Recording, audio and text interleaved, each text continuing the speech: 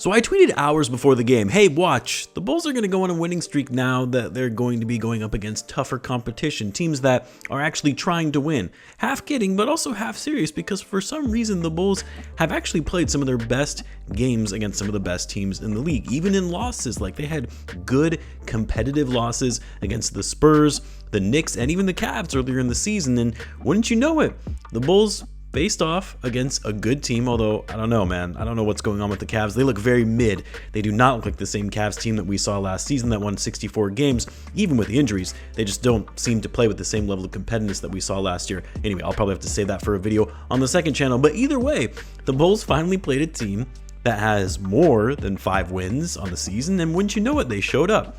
They came ready to play and actually had their most dominant win of the season. Not that it was insanely dominant where the Cavs were just out of this game for the whole 48 minutes, but it was their biggest win by margin of victory.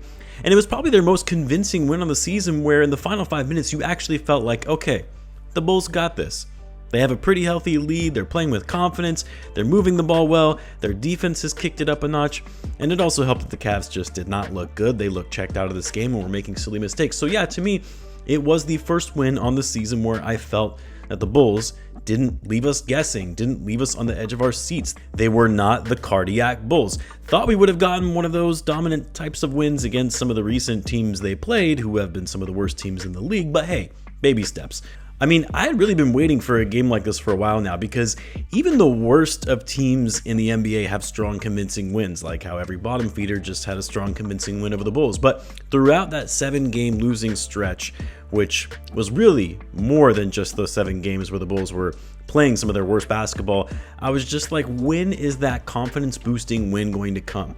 Because that win in Charlotte to finally snap the 7-game skid when the Hornets were shorthanded and the Bulls barely won that game, that was not convincing. This was. And hopefully, even though I know all the tanking fans are probably getting heated already with a win like this, but hopefully this is the kind of win that gets the positive vibes going again in the locker room, that somehow gets the Bulls back on track, because the way the Bulls played tonight was very reminiscent from what we saw at the beginning of the season.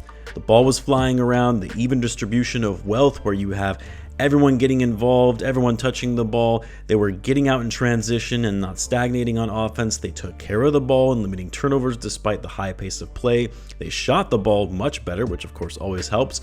But most importantly, their defense was substantially better in this game, the best we've seen in nearly a month. Now, when I say substantially, it's all relative, right? Because we're talking about such a low bar already from a team that plays such poor defense. And don't get me wrong, there were still a lot of those bad mistakes on D when they lost their man cutting the basket. There were a few times where Donovan Mitchell was just blowing by his man for a wide open dunk. So yes, it was not perfect, but the effort level was there. The compete level on that end of the floor was noticeably better.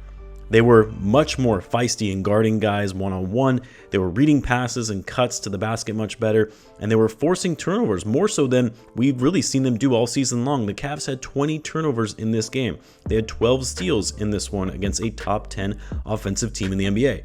Points in the paint was a big one in this as well, because the Bulls knew they had to capitalize with no Evan Mobley in the lineup and go to work down low rather than relying on so many three-pointers like they took the other night against the Pelicans. 68 points in the paint compared to the Cavs' 52.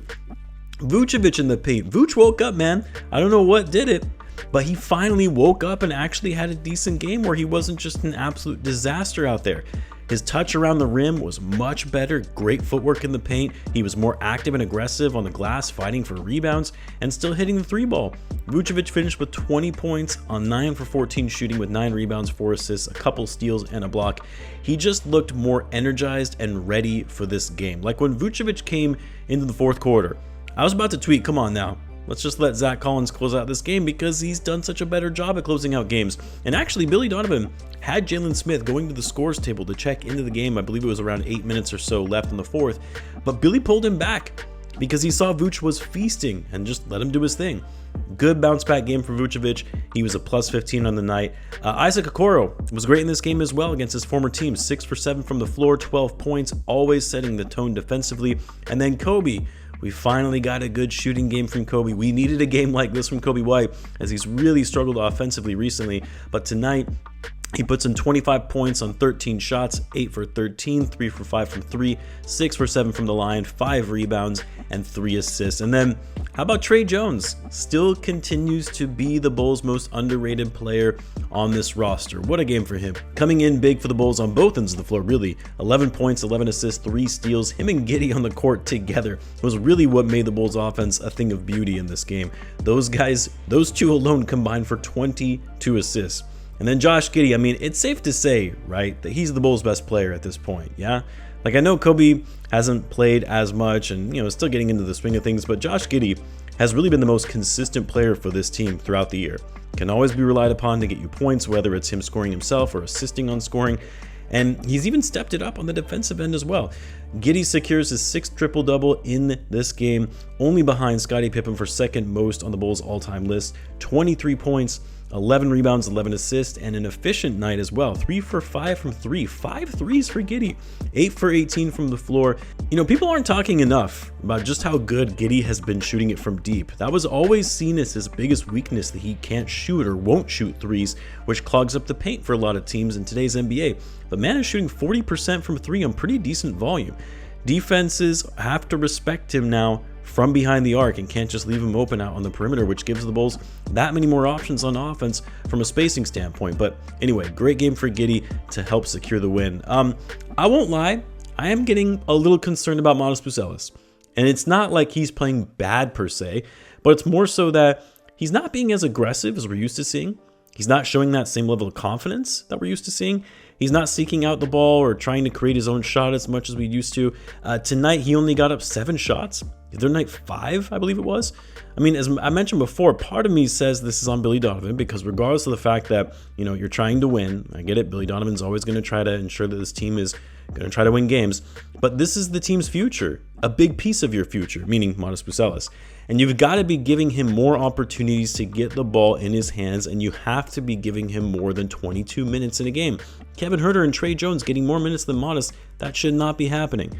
But Matas also needs to find it within himself to gain his confidence back and be more assertive in making cuts to the basket and being more active on defense. I don't know.